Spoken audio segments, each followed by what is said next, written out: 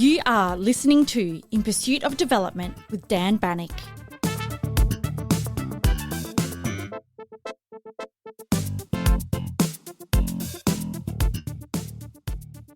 If you've been listening to the show for a while, you know I keep coming back to one question. What do we actually mean when we say development? Because the closer you look, the more it becomes clear that development is not a neutral label. It is a contested idea that is shaped by history, politics, and perspective, and rarely agreed in any straightforward way. Development can mean very different things: economic growth, freedom from hunger, living better and longer. For some, it is a promise tied to dignity, citizenship, and the possibility of a better life. For others, it can sound like a ranking or even a leftover language of empire that says, be like us, do what we did, and you'll get there. And in today's world, where conversations about the rise of the global south are everywhere, those tensions feel sharper than ever. So in this episode, we are going to step back and ask, where did this idea come from? Who shaped it? And why has it remained so contested for so long? Not just as a policy agenda, but as a worldview, one that defines what counts as progress, what problems deserve attention, and whose expertise gets taken seriously. My guest is David Engerman, the Leitner International Interdisciplinary Professor of History at Yale University, and the author of a brilliant new book called Apostles of Development: 6 Economists and the World They Made. The book follows a mid-century generation that helped turn development from a loose, post-war aspiration into a sprawling global enterprise shaped by moral purpose, political struggle, and technocratic craft. Beginning in the intensely competitive intellectual world of Cambridge University and moving outward into planning commissions, international agencies, and high-stakes global summits, the book traces how ideas about poverty and inequality were tested, contested, and translated into policy. David does not present these 6 men as a single school of thought or as uncomplicated heroes. Their shared background as British subjects born in the 1930s, shaped by decolonization and partition, and propelled by elite educational opportunity, also reflects the era's exclusions. The huge gender gap in who could access power, education, and expertise. Apostles captures both their conviction and their reach. While they argued fiercely, disagreed often, and sometimes changed their minds, they were united by a belief that economics could diagnose social problems and help build a better world, and by a determination to persuade others that different futures were possible. What I found especially compelling is how this history makes today's arguments feel less like new controversies. They are long-running disagreements: poverty or inequality, markets or states, trade or protection, expertise or politics. And underneath it all, a deeper question: is development mainly about reducing poverty, or also about confronting the forces that produce it? If you enjoyed this episode, please follow and subscribe to the show wherever you listen. And if you can, please share it with your networks and help spread the word on social media. This is Dan Bannock, and you are listening to In Pursuit of Development.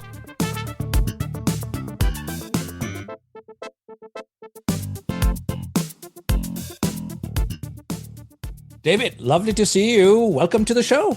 Thanks for having me. David, my show is about development, and I've been making the case over the last 5 years that the show has been running that development is a contested idea. Not everybody agrees what development is. One of the arguments I'm making is that the global north seems to think that they know development, and the global south doesn't always agree. Given that you also write about development as a contested concept in the book, and given that you're a historian, I wonder whether we could start, if I can ask you to give a brief history of the idea of development as you see it. Well, that could take up most of our time, but let me start. I mean, the historian's mantra is always that things started earlier and they're more complicated. So I'll do both of those, but as quickly as I can. I mean, I think there's a move among some, especially in Western Europe, to associate development as a kind of colonial ideology. And there are ways in which development was seen as a form of reinforcing empire in the middle decades of the 20th century as it hurtled toward its ultimate demise.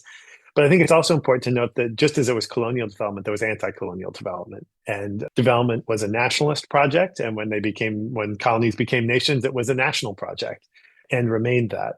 I do think it's really important to emphasize the contestation. I'm glad to hear that's such a core theme in the podcast, because we do talk about a kind of a global South perspective or a global North perspective. And one of the great things about looking at these six individuals from South Asia, which I do in Apostles of Development, is it really confounds any notion of not just a global South perspective or even a South Asia perspective, but there's not a single Indian perspective either. And in fact, that contest has been around for years from its founding, right? Whether development was a source to reinforce or to overthrow empire in the 1930s and 40s into the 50s.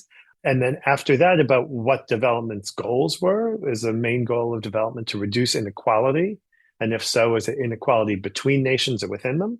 Or is it to eliminate poverty? And like my colleague, Joanne Marowitz, I do see the sort of turn toward poverty eradication as a central goal. As easy way out is too tough a way to put it, because eradicating poverty is actually very difficult. But it became a non-zero sum approach that you could stand, as we see, say, in South Asia since 1990, increased inequality joined to decreasing poverty. And so that's one of the core debates once development gets going. And then there are all kinds of issues of technique and sequencing.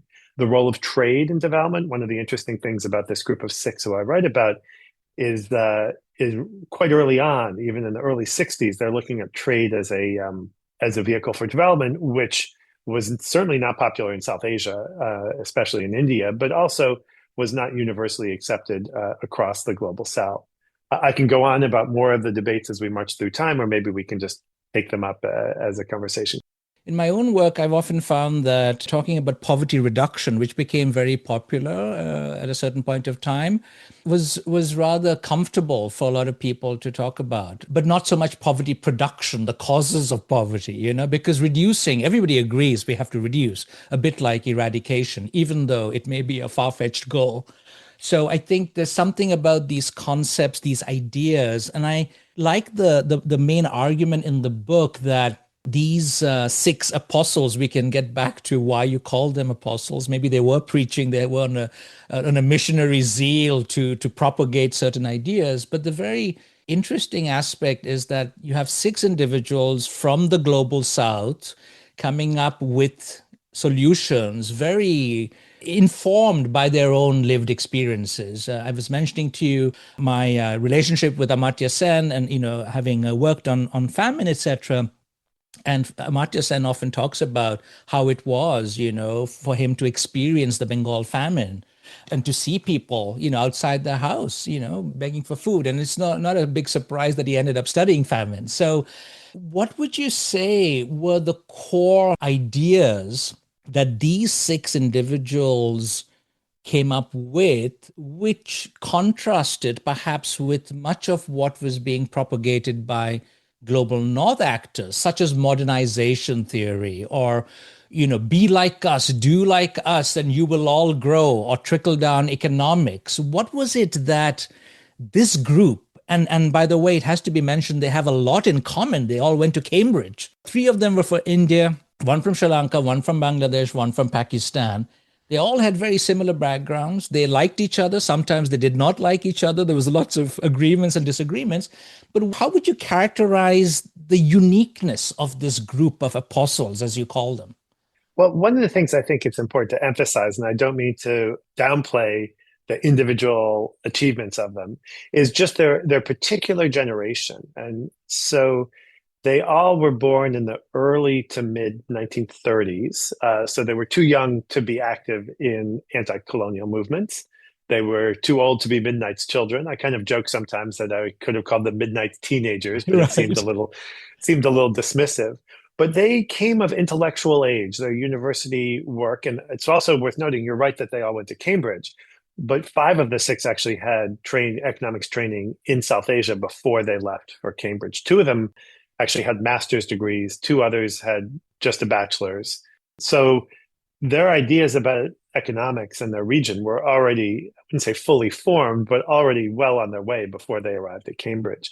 And there's this moment of possibility, I think, that is easy to forget. It's easy to criticize, India's license permit quota Raj, the development dictatorship of Field Marshal Ayub Khan in Pakistan, et cetera, and they're worth criticizing.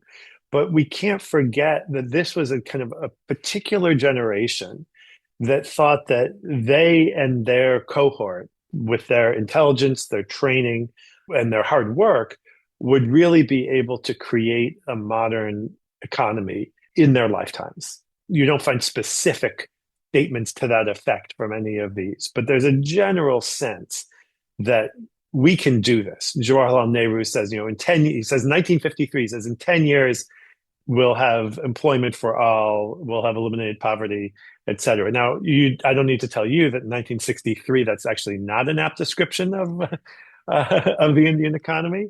But there was this real sense of possibility, and it's that they came into. They were among the best of their peers, which is how they evidenced by how they excelled at their universities in South Asia and how they excelled once they got to Cambridge. The fact that they got to Cambridge and how they excelled once there. 5 of the 6 earned first-class honors. 1 went all the way down to an upper second. The prize for best economics paper, the Adam Smith Prize.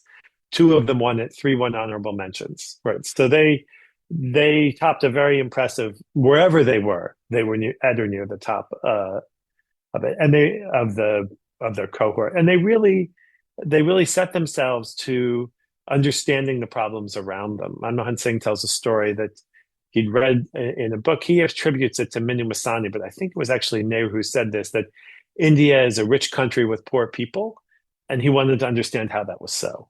Jagdish Bhagwati told me that he wanted to study economics to understand the poverty he saw around him and to figure out what to do about that.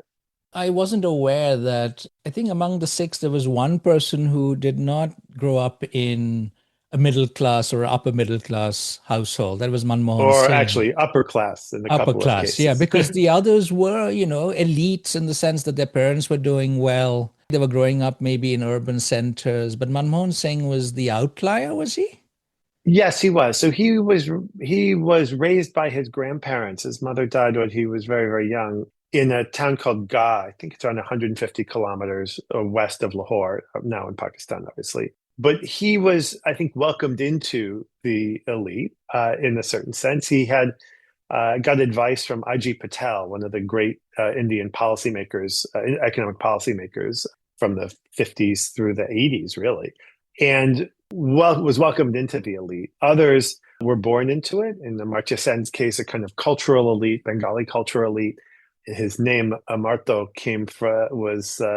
was given to him by Tagore. Rabindranath Tagore. Rehman Sobhan was born to substantial comfort and married into great wealth. And this actually speaks to a point that I wish I'd done more about in the book, which is that development for them was something of a top-down process. And there are even ways that people like Rehman Sobhan and Amartya Sen, who are fervent and deeply have a kind of deep-seated vision of democratic society, still have elements of this sort of top-down process.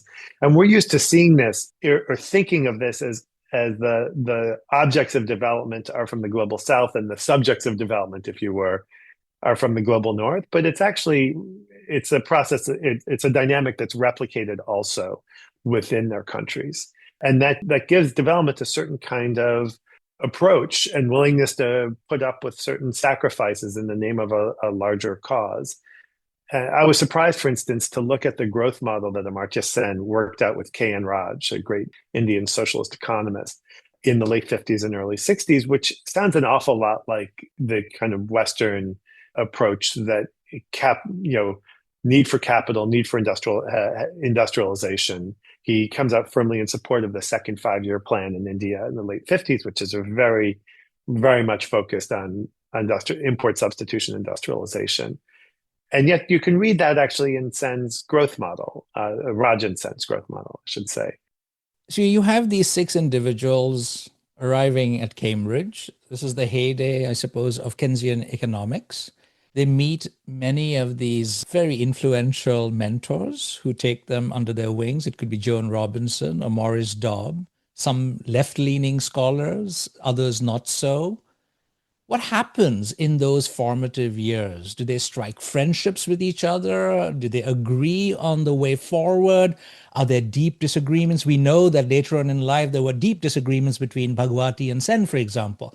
And there were lots of disagreements between Sobhan and Mahbubul Haq on the inequality question. So how were those formative years? And to what extent did Joan Robinson play a very important role in forming some of those initial ideas, at least for some of them, I suppose, not for all of the six? Well, this might get me in trouble in Cambridge, England, but in some ways, I think it's possible to overstate the direct influence that those teachers had on them. Not just because, as I mentioned earlier, they all had substantial economics training before they come there. Sten actually describes Cambridge as something of a letdown after his undergraduate career at presidency. Now, some of that is, I think, the self-mythologizing of presidency Calcutta, which is on par with the self-mythologizing of Cambridge economics. But apparently it was also because of the textbooks. They weren't very advanced. No, I actually spent some time looking at the reading lists and lecture lists and so on. And I could see why Sen said this. The one kind of axis I would emphasize, at least in Sen's case, is the allergy of Cambridge economists to mathematics or to mathematical economics. Joan Robinson was kind of bold and forthright, I guess, as she was in most things, bold and forthright about her lack of interest in mathematical economics. And so by the time they get to Cambridge, which is 1954 plus or minus 1 year, Paul Samuelson's work is taking the United States economics profession by storm at LSE, at Oxford.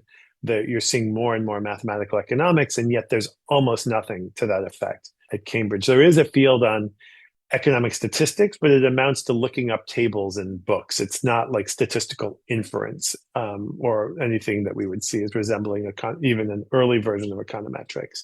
So what they learned at Cambridge, I think, were a few things. One is, as you've alluded to, that they learned that economics is an argument. It's not an answer. And that was particularly true for development economics. The arguments were pretty fierce among Cambridge faculty in the 1950s, some of which were over substance, some of which were kind of petty personal battles. I mean, until Keynes died in 1946, the entire economics faculty was essentially oriented around him. And that created, even after he died, this sort of legacy of angling for influence, or the claims to be the successor to Keynes, not necessarily in stature, but within the faculty. And they definitely these apostles definitely treated economics as an argument. I think that's really important to note. Again, as this point I mentioned earlier, that there's no one global South position on economics. I was glad that these six were the only six South Asians who were studying at Cambridge in the mid-50s. I didn't leave anyone out. If I'd gone a little bit earlier, there would have been another interesting group of people, although they wouldn't have agreed with each other either. I was really glad that there were some interested in trade. And it wasn't just Bhagwati. It was also Lal Jayawardena really saw trade as central. Now, the Sri Lankan economy, or Ceylonese economy at that point, was very different than the Indian one. It was oriented around the export of agricultural products. And so it fit more readily into a kind of a trade model than India, where the ruling view was import substitution. So that's one thing they learned. Economics as an argument. They also learned economics as a kind of practical effort, that it's actually driven by a desire to solve specific problems and not grand theorizing. And I think scholars, and not just economists, like to flatter ourselves by thinking that, we just retreat into our study and these great ideas emerge fully formed. But in fact, we're actually trying to solve particular problems. Schumpeter actually has this line about Keynes's general theory, that in fact it wasn't general at all. It was, as Schumpeter put it, English advice born of English problems. And I think that applied widely. Some things they didn't learn anything about South Asia. There were almost no writings on the extra European world, I guess, if I could say that, in that I could find in the reading lists. That which there were elementary, but also highly suspect. And so they also didn't learn development economics. There was no field called development economics at that point. Some universities would have one course on the topic. Here at Yale, they had one course called policy in underdeveloped areas, but it was actually about American policy, not about what development should be. And that gave them this advantage to draw widely across economic fields. I've already mentioned trade, but to see trade as tied to development, we think of that as something that happened in the economics profession much later. But in fact, that is part of the debate of the day for them in the 1950s. David, I also read in the book that, say, Joan Robinson and her husband actually spent some time in India. So even though she did not maybe write so much about India, I think some of that experience perhaps shaped some of her thinking, right? And the same with Caldor, same with many others who seem to gravitate towards spending a few months. So that was one thing. The other thing that struck me, and there were lots of really interesting pieces of information in your book, was that none of the six apostles felt that they were living in a racist society, that they did not feel that they were so different. At least Cambridge seems to insulate them from all of these other things, except perhaps finding housing, which, maybe was a challenge if you lived outside campus. But a final thing I want to mention in this context is I've spoken with Meghnad Desai, and Pranab Bardhan has been on my show, both of them actually. And I think Pranab Bardhan went there. He was junior to this group, but he told me how important these friendships were, and they still, keep in touch regularly. That kind of bonding that happened at Cambridge lasted quite a long time. So did some of the animosity. Yes, I mean, I guess you could say it's like a family, but what family doesn't have its own internal fissures? The interesting thing about the faculty encounters with South Asia, you mentioned Joan and Austin Robinson. Austin Robinson was less known as a publishing economist, although he was president of the International Economics Association for a long time. They actually lived in India in the 20s while Austin was serving as a private tutor to a prince. And then Joan made a number of trips back, frequently enough that I'm not sure how it affected her thinking, but it affected her wardrobe. She was apparently seen around campus in salwar kameez or saris. But it's really distinct from their work. And Maurice Dobb went, Nicholas Caldor went. But here's one way you can see it as distinct. So Joan Robinson is working on a book in the 1950s called The Accumulation of Capital, which is also, not coincidentally, the title of a book by Rosa Luxemburg a generation earlier. And Luxemburg's book accounts for capital accumulation on a global scale. I wouldn't say it's a sort of proto-Wallerstein, but it's centered on the the economies of Western Europe, but it actually recognizes their advantageous situation in the world economy. Robinson's accumulation of capital doesn't do that. It really is kind of a macroeconomics that ends at national borders. Nicholas Caldor wrote a number of pieces promoting, for instance, consumption tax for India, which he also tries to bring to the UK. Dobb gives lectures at the Delhi School in 1951, but none of them really make that a kind of core question in their work. And so there is this discrepancy that's notable there. It's what they do kind of extracurricularly almost. And that's what the six of these apostles actually do by returning home, right? And I wanted to ask you, how would you sum up that impact? So some of them, of course, did different degrees, and they went back and forth. If I could even use the term home, because for Amartya Sen, he wrote a book called A Home in the World, because he's, yes, there's so many different dimensions here. But when they did return home after that initial stint at Cambridge, how would you characterize that impact? Were they confronting traditional, conventional economics advice, and they were interacting with the local planning commission, with policymakers? Were they taking their home constituents by storm? Well, I mean, First thing I should say by way of apology is, true to the statement that everything is more complicated. I mean, they all took very different paths. Sen was very proud of not being involved directly in kind of government advising. Bhagwati was seeking out opportunities to do so and actually worked in the planning commission for a little bit in the early 60s.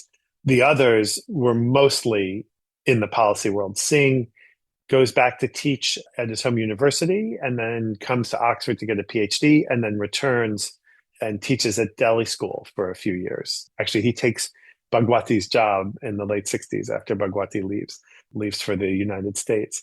So there are a peripatetic bunch. They're always going places. They always do come home, as you say.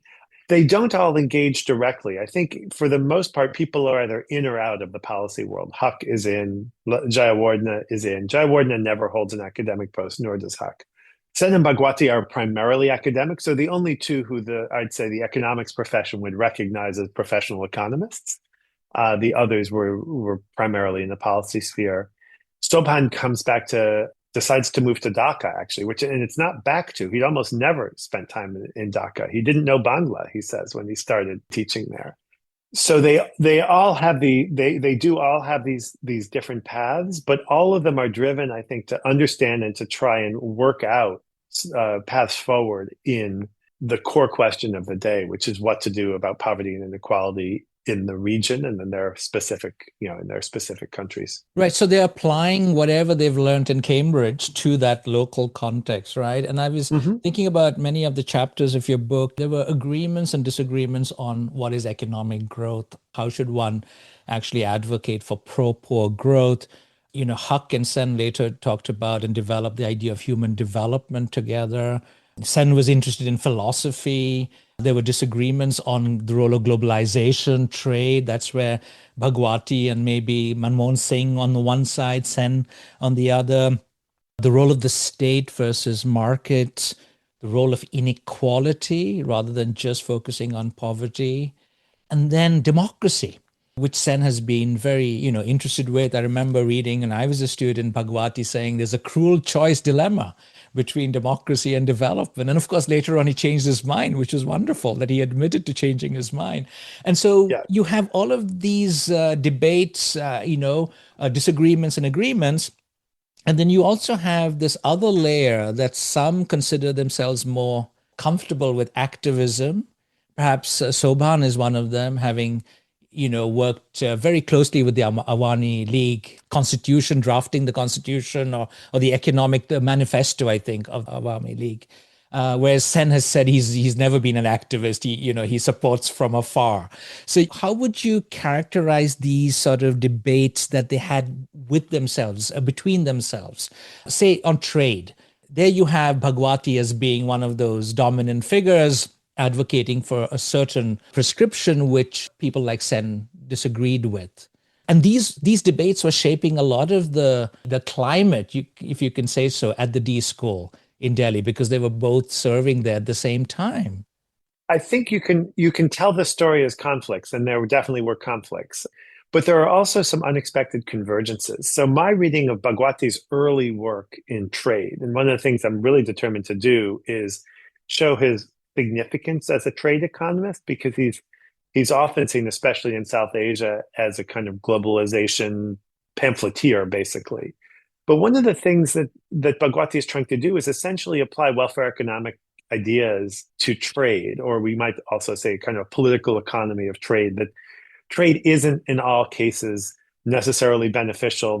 It has certain beneficiaries and certain people who pay the price, or groups who pay the price, or sectors. And he's actually interested in those questions right at the outset. So you can see divergence, and there's plenty of that, but you can also see these elements of convergence.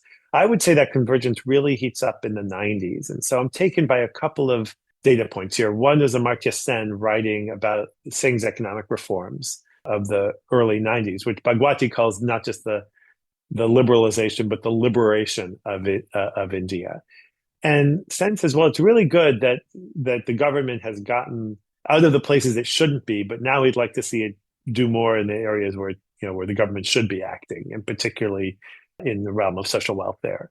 And that's not radically different than Singh's position. Singh spends the 90s, he's known as the great reformer, but he does both rhetorically and in certain ways in practice, although less than rhetorically, he is trying to ensure specifically pro-poor programs. And you can see this particularly in Singh's term as prime minister, 2004 to 14, where a whole raft of kind of pro-poor policies, most notably the employment guarantee and Rega, but also rights to food, rights to information, which is actually framed as a development question, forest rights, et cetera. All of these sorts of programs emerge under that flag, a flag called inclusive growth, I guess. Sobhan also starts writing in those ways. So he is also promoting inclusive growth, slightly different meaning than Singh, but plenty of convergence there. Sobhan also, I think, undergoes this change in the 1990s where he starts, for much of his career, he saw the market as a generator of inequality. And so that you seek solutions to inequality outside the market. By the 90s, he's actually looking to level the playing field. And so the idea, rather than change the game, if you will, trying to level the playing field. And so he's looking for ways in which poor Bangladeshis can have access to the market on fair terms. And that's a pretty big shift, right? I mean, that it basically accepts the market as a fundamental, if not the fundamental, allocative mechanism. Staying on inequality, David, I found it quite fascinating to note the kind of disagreements that Rehman Sobhan and Mahmoudul Haq had on inequality, because Sobhan was pointing out this great inequality caused by Pakistan's policies on on Bangladesh, and also the fact that Haq was perhaps comfortable working under a dictator. How did that play out? So that's interesting. I think there are two dimensions of inequality at play here, and Sobhan is pro-equality on both of them. One is what you might call horizontal or regional disparity. And then the other is vertical, like within a specific society.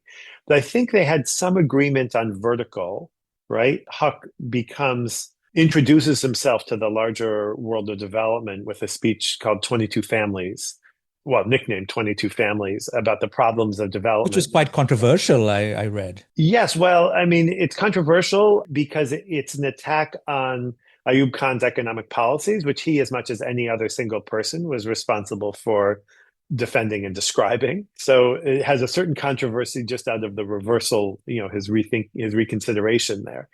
In the early stages, the principal dimension of focus on inequality is more horizontal than vertical. And this takes place in the international arena as well. So there's the Pearson Report of 1968, which is sponsored by the incoming World Bank president, Robert McNamara. And then there's a book a conference and a book organized by Barbara Ward, who is kind of one of the remarkable forgotten figures in international development. And the book is called The Widening Gap. But for her, as for Pearson and for most people, the widening gap was a gap between rich countries and poor ones, not between rich and poor within a country.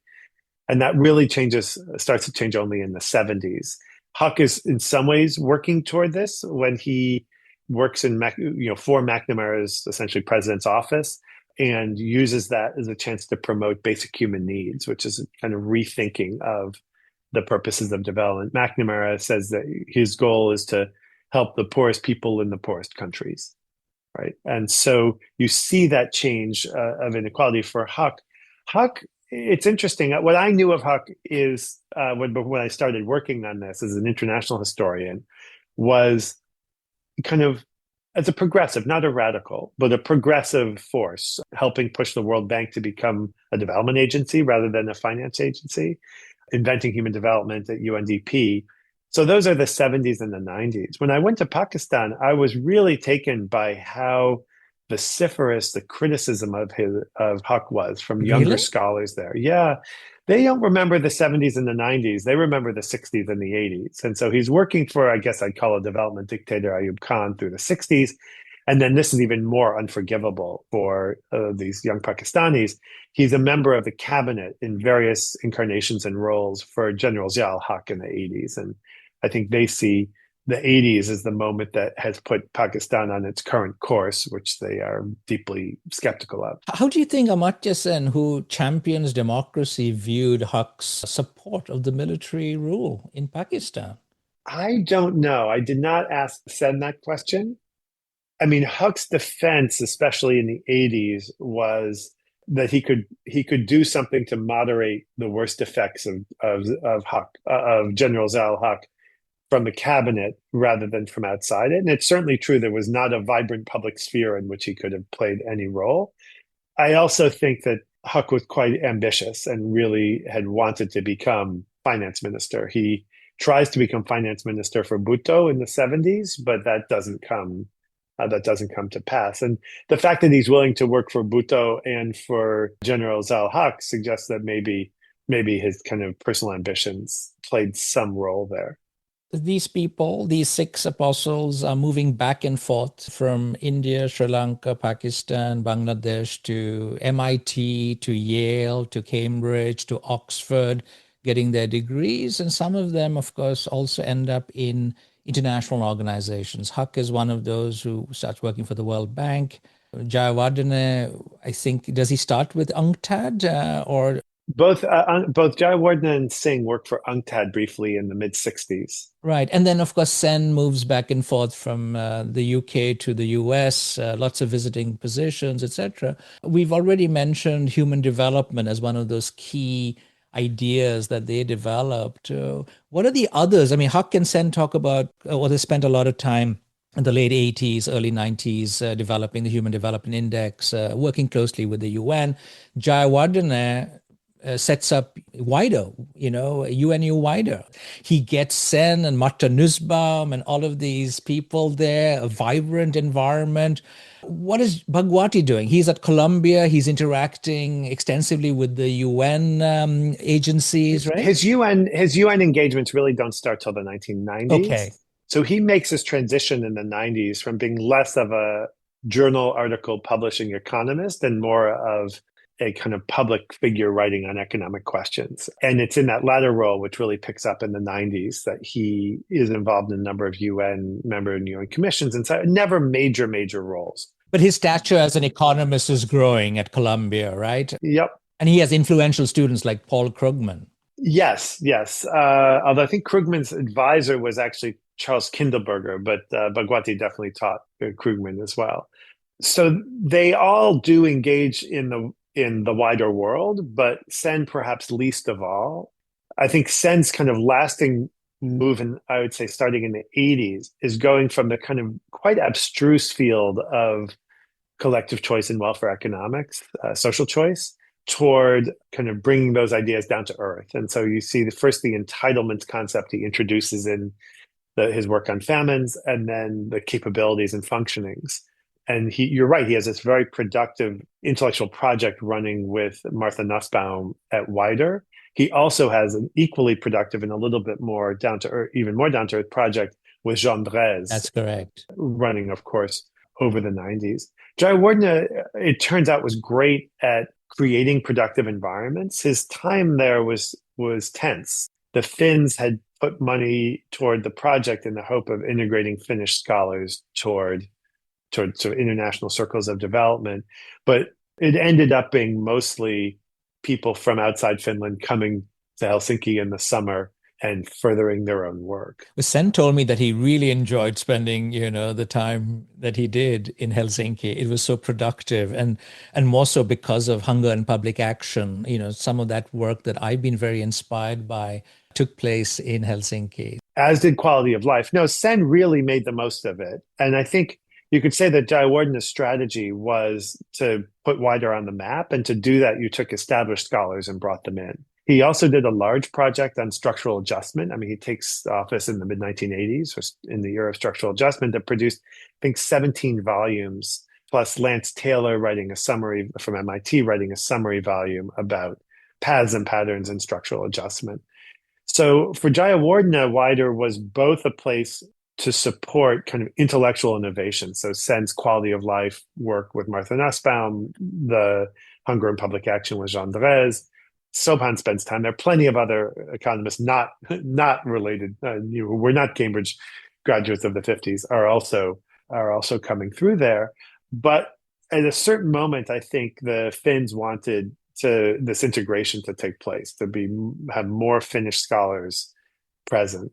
And so there was a bit of, I don't know if I would say a conspiracy, but a kind of collective enterprise to kind of cause wider some trouble that ultimately leads to Jayawardena's resignation in, I think, 93 or 94. What about the impact of these individuals on the World Bank and IMF? I read in your work, of course, how the IMF did not have poverty as a crucial part of its work, but they were able to push the needle slightly.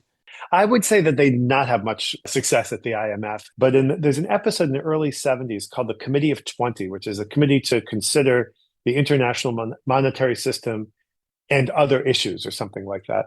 And Manmohan Singh and Lal Jayawardena both are representatives on the committee through the IMF kind of structure.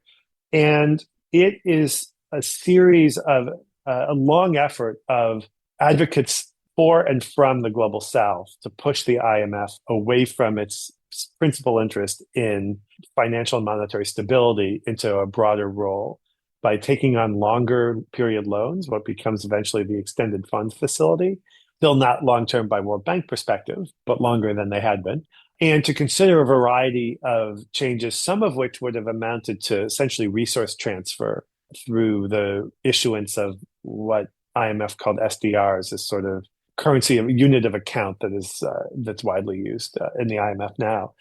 But it really doesn't get very far. And so the final report, when it's issued, has about 5 pages of outlining agreement and about 180 pages of outlining disagreements. They couldn't even, they wanted to form a committee to carry on the work afterward, or it eventually becomes the joint World Bank IMF Development Committee. But even that was hard to get through. So I don't see it as success, but I see it as a very important failure, because it's a failure that leads, I think, directly to the new international economic order. And it makes the new international economic order, which is announced on May Day 1974 in the General Assembly, into a kind of matter of venue shopping, right? The system, the power within the IMF did not give them much leverage, any leverage, really. Whereas in a one country, one vote General Assembly roster, they could do far better. The problem was that the UN could pass a resolution, but they couldn't actually provide the kinds of financing that representatives from the global south were seeking. So I guess I would say that extended fund facility does emerge in part out of that committee. And perhaps ironically, so does structural adjustment, which comes to the fore in the 1980s, but we're seeing efforts along those lines in the 1970s as well, a part of a proposal that would make financing contingent on kind of following particular policies, the kind of conditionality that defines structural adjustment. So I don't think that structural adjustment came about solely from the result of that committee, but I think it's an interesting story that hasn't really been told. The IMF claims that all the proceedings of the committee are actually executive board discussions, and so they're not releasing them, and it's not even subject to seeking disclosure of the materials. So the story can't fully be told, but I think I found enough from other places to be able to show what that committee was trying to do, what these apostles, Singh and Jayawardena, had to do with it, and what that looked like in a longer history of development finance. A lot of the episodes on the show in season 6, David, has been on the rise of the global south. And one of the many stories, fascinating stories I read in your book is, about the Brand Commission and how the global south, the term emerged, that map was drawn, and there were attempts by one or two of the apostles to perhaps nominate one of the colleagues as part of the commission. Was it, or did I get this wrong? So there's two things here. There's a global south as a category. Yeah. And then there's this group called the South Commission, which is now the South Center, still exists in Geneva. So the term global south, as near as I can tell, was first used by a British banker in about 1960. And you can see move towards something like it in the Group of 77, which is founded at the first UNCTAD session in 1964. But if you look, the Google Ngram, which is not, of course, a research tool, but we all use it anyway, you'll see Global South becoming into more and more usage over the course of especially the 70s and 80s. NIEO, which is really a G77 effort, uses it. By the 80s, so the Brandt Commission reports in 1982, it uses Global North, Global South in its title, and then the cover is a map. Obviously, the term is not so taken for granted that they feel a need to define and explain it. And so there's a map of the world that has this very squiggly line that separates the Global South and the Global North. It has to put Indonesia in the Global South and Australia in the Global North. Has only tenuous relationship to the compass. And then that term becomes more and more used and replaces third world. Now, third world is fundamentally seen as a Cold War term, although I don't think that's actually being true to its origins. The term is first used by a French demographer in the early 50s in an article called Three Worlds, One Planet. And, like any good French intellectual, his reference point for today is the Revolution of 1789, in which the Third Estate was the revolutionary force. And he saw that this new third world could become a revolutionary force as well. So it wasn't defined by ranking. First comes the first world, the West, then comes the second world, Soviet Union, the socialist states, and then the third world below it. Then, in the 80s comes this category, the fourth world, right? That's actually not where the term comes from, but somehow that origin doesn't matter. But the apostles, I mean, are they comfortable with these terms? Are they pushing for a more politically correct term? They are not. I would say that the most active in trying to create a category, to sort of fill out the category of Global South is Raman Sobhan. Shortly after the oil crisis of 73, he starts trying to bring oil-producing states to start using some of their windfall for development programs in the Global South, and in particular for Bangladesh to the Muslim countries and Muslim majority countries in the Global South. So that's the Global South as a category. By the 80s, it becomes common usage. Global North is a little less used than the Global South, I think. And the Global North is essentially the Cold War West. Like it basically writes the socialist bloc out of the story. The South Commission, on the other hand, I see it as a last-ditch effort to try and resuscitate or get something from the impetus of the new international economic order, which had been a dozen years earlier, mid-70s. And it's led by Julius Nyerere, the kind of founding father, if you will, of modern Tanzania, socialist. He's pretty determined to have a South Asian service secretary general, South Asian economist. And I think that Mahbub ul-Haq, Rehman Sobhan, Manmohan Singh were all kind of considered for the post. It ends up going to Singh, which is an unlikely combination that his boss was Nyerere. But it's very interesting. And they actually had some papers in their basement that's not an archive, it's just their old storage that were really quite interesting to learn about Singh. And what's striking about it, and this is actually what led me to this project in the first place, was that, I can ask almost any Indian economist who Singh's boss was before he became finance minister in 91, and almost no one will say Julius Nyerere. All right. And it's this kind of shift from socialism to liberalization that kind of got me interested in the project and telling it biographically. Singh's biography and his archive are not sufficient to have a single person do it, but fortunately he had these 5 classmates that allowed me to tell that story. 2 final questions for you, David. One is, how did the remaining 5 view Manmohan Singh's tenure as the accidental prime minister? That's one. And the second thing, if you could tell my listeners, what is this disagreement about the Nobel Prize all about? Okay, this is a tough one. I want to do the Nobel one first. I don't want to end on that note. I'd much rather. So there is a rivalry between Sen and Bhagwati going for decades. They worked together and actually did a number of things together when they were both at Delhi School. They both got there, I think, in 62. Bhagwati left in 68, Sen a few years later. But it really, there's overdetermined why this would be. Bhagwati resented Sen's relative wealth and stature. He, at this moment, Bengali economists generally inclined to the left are pretty dominant in a number of institutions outside West Bengal. And this talk of a kind of Bengali mafia is there. There's a dispute over hiring in the early 60s that involves a friend of Sen's on the one hand and Bhagwati's wife Padma Desai on the other. So there's lots of reasons for it, but it really takes off after Sen wins the Nobel in 1998. And so Bhagwati is sort of in the running for the Nobel. He's in that conversation, at least one of hardly. Was it 9 times he was nominated? I don't know. I mean, I'm not sure that says much about his caliber. He never, but he was pretty. It says more about his determination to get it. And when he didn't, it really, really has set him off. And so his daughter Anuradha Bhagwati has written a memoir that talks very briefly about this and how every fall was so difficult in the Bhagwati Desai household as he awaited the news. And he's pretty blunt or unfiltered, I guess I would say, about it. I mean, I think the case for Sen to win a Nobel Prize is very, very strong. And Bhagwati's most important contributions to the field of economics came quite early in his career and were not by the 1990s. As I said, he's not publishing in top economics journals, for instance, but in more public settings. He's doing a very good job of it. He's a good writer. And I think that has colored a lot of Bhagwati's post-1998 public utterances and has tarnished, I guess, his reputation in India for being just so focused on it. It's unfortunate.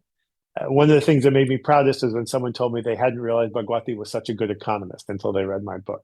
And I take that as praise. As for how they saw Singh, I think Bhagwati ultimately is a little disappointed in Singh. The kind of liberalization efforts stall during the prime ministership from 4 to 14. Now, of course, accidental prime minister is a term that Sanjaya Baru, who was a spokesperson for Singh both in the 90s and after, takes. It's a cruel and I think unfair description. Then actually does get involved in lobbying Singh and his government about the food guarantees, kind of stoked, I think, by Jean Drèze, but coming to make appearances in Delhi along with Singh to promote this. It's this that actually gives rise to the very public airing of Dirty Laundry in 2012-13, when both Sen and Drèze have a new book, and Bhagwati and his co-author Arvind Panagarya have a new book, and they're both on book tours, and Bhagwati is lobbing various potshots at Sen. So I think Bhagwati is ultimately disappointed because he saw kind of opportunities for liberalization slipping away. I think Sen and Sopan had a mixed picture of Singh. Jayawardena is no longer living. He dies just before, I think while the elections are happening in 2004. Huck had died in 1998. So that's really where they were with it. And Singh's prime ministership becomes a sort of Rorschach test for what you think about economics. As he's trying to toe this line of inclusive growth, of sort of a growth-oriented economic policy while building up a more robust social welfare state. And that's an issue that's still facing us today, right? Is how do you balance, general growth versus targeted anti-poverty programs? And that was a dilemma that I think it was a compromise that was bound to leave no one totally satisfied. David, thank you so much for coming on my show and for this wonderful chat that we've just had. Thanks very much.